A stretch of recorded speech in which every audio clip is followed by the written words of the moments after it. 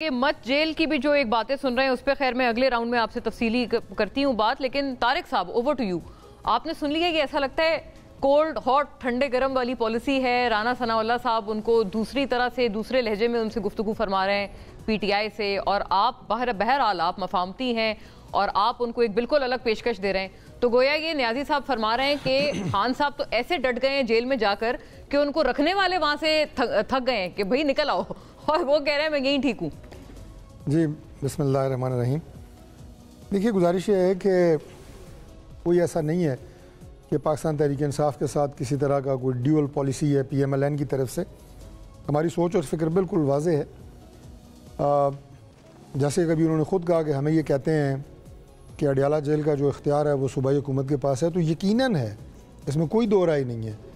اس وقت اگر کسی بھی قیدی سے ملاقات اگر کرا سکتا ہے کوئی، پنجاب کی کوئی بھی جیل ہو، اڈیالہ کی بھی اب بات کریں تو یا تو جیل سپرنٹینڈنٹ اڈیالہ یا ہوم منسٹر پنجاب یا چیف منسٹر پنجاب، وہ بھی ہوم منسٹر کو ہی کہیں گی.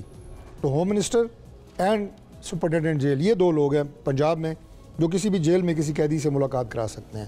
تو یہ بات اگر ہم کہتے ہیں تو کیا غلط کہتے ہیں؟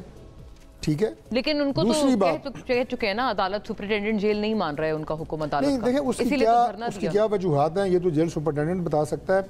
یہ میں آپ کو بتا سکتا ہوں کہ بعض لوگ جنہیں جیل کے معاملات سے یا اڈیالہ جیل سے واقف نہیں ہیں، جن کو کبھی واسطہ نہیں پڑا، اللہ کرے نہ پڑے اور انہوں نے، میں نے اسی سانس میں یہ بھی کہہ دیا ہے، کہنے کا مقصد یہ ہو کہ انہیں وہاں کی سچویشن کا نہیں پتہ ہوتا. میں نے ایک دن پروگرام میں یہ کہا کہ 5,500 قیدی اڈیالہ جیل میں قید ہیں. مجھے دوسرے دن اڈیالہ جیل کے سپرنٹینڈنٹ کا فون آ گیا. اس نے کہا سر ہمارے پاس 8,500 قیدی ہیں، آپ نے کل 5,000 کہے تھے. کیپیسٹی وہاں پہ 2,500 کی ہے جب بنائی گئی تھی جیل. اسلام آباد کی کوئی جیل نہیں ہے کیپٹل کی. جتنے قیدی اسلام آباد کے ہوتے ہیں وہ بھی اڈیالہ جیل جاتے ہیں، حوالاتی بھی قیدی بھی.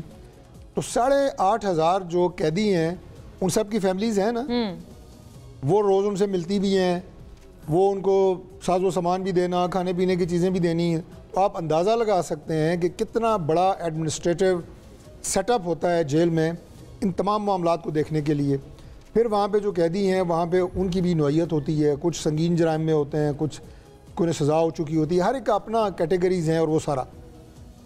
اب اس میں انتظامی معاملات سارے جیل سپرنٹینڈنٹ کے پاس ہیں اور وہی جواب دہ ہوتا ہے.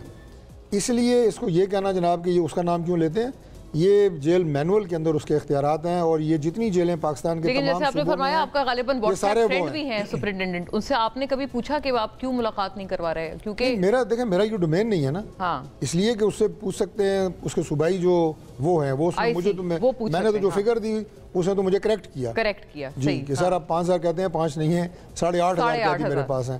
تو یہ عوام کو بتائیں. اس نے گویا اپنی مشکل کا اظہار کیا کہ میں جس مطلب ایک طرح سے ٹائٹ روپ پہ چل رہا ہوں کہ میرے پاس گنجائش اتنی تھی، قیدی اتنے ہیں، اور پھر ان کو میں سنبھال بھی رہا ہوں اور ان کی ساری جو ایڈمنسٹریٹو ریلیٹڈ چیزیں ہیں وہ میں ہینڈل کر رہا ہوں.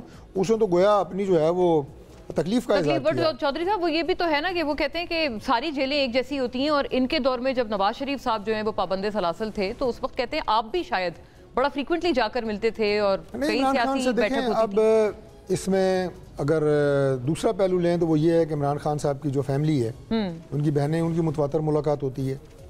جو ان کی لیگل ٹیم ہے ان کی متواتر ملاقات ہوتی ہے. بلکہ یہ بات بھی مجھے جیل سپرنٹینڈنٹ نے بتائی کہ جی ان کی ریگولر ملاقاتیں، یہ جن دو کا میں نام لے رہا ہوں جو اس نے کہا، میں کوٹ آن کوٹ وہی آپ کو بتا رہا ہوں کہ جی ان کی ریگولر ملاقاتیں ہوتی ہیں.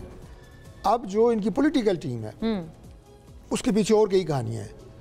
پاکستان تحریک انصاف کے اندر شدید گروپ بندی، اختلافات، کس نے ملنا ہے کس نے نہیں ملنا، لسٹ کوئی دی اور جاتی ہے، 5 اور لوگ جاتے ہیں، ورکر ساتھ لے جاتے ہیں، پورے جناب قافلے جا رہے ہوتے ہیں. سنگل روڈ ہے اڈیالہ کی، وہ چوک ہو جاتی ہے، پھر پولیس کو وہاں پہ انٹروین کر کے جو سچویشن میں ایک تناؤ اور ٹینشن پیدا ہوتی ہے اس کو بھی ٹھیک کرنا ہوتا ہے. So it's a complex phenomena. یہ ایسا نہیں ہے کہ وہ 5 اسٹار ہوٹل ہے اور اس میں آپ جا کے بڑے مزے سے گیٹ سے گزر کے کسی سے مل کے آ جائیں گے. وہ سچویشن وہاں پہ کنٹرول رکھنا اور لا اینڈ آرڈر پلس، جیسے میں نے کہا کہ وہ ہماری بڑی ایک بیزی سڑک ہے اور ایک ہی روڈ ہے، وہ اس کو کلیئر رکھنا. وزیر اعلیٰ کی ویسے ملاقات وہ کہہ رہے ہیں، باقیوں کی نہیں کہہ رہے. مجھے اب نہیں پتا کہ وزیر اعلیٰ کی ملاقات اگر نہیں ہو رہی ہے تو کیوں نہیں ہو رہی ہے. لیکن میں چیک ضرور کر سکتا ہوں، بیرسٹر صاحب کو میں بتا دوں گا کہ کیوں نہیں ہو رہی. اور بنی گالہ والی جو پیشکش ہے بیرسٹر صاحب یہ بھی کہہ رہے ہیں وہ تو بہت بڑی بات ہے، ملاقات تو اس سے قدراً چھوٹا ایک تقاضا ہے جو کہ وہ جس کی مانگ کر رہے ہیں. نہیں، اس کے تو میں نے آپ کو ملاقات کے حوالے سے تو بتا دیا ہے. دوسرا وہ بیرسٹر صاحب کہہ رہے تھے کہ پتہ نہیں یہ سنجیدہ ہیں یا نہیں ہیں، وہ تو ایک ہی طریقے سے پتہ لگ سکتا ہے کہ یہ درخواست دے دیں، کہ آپ درخواست دیں، پھر آپ کو پتہ لگ جائے گا کہ سنجیدگی کا عالم کیا ہے اور ہمارے جو اختیار ہے اس کا عالم کیا ہے.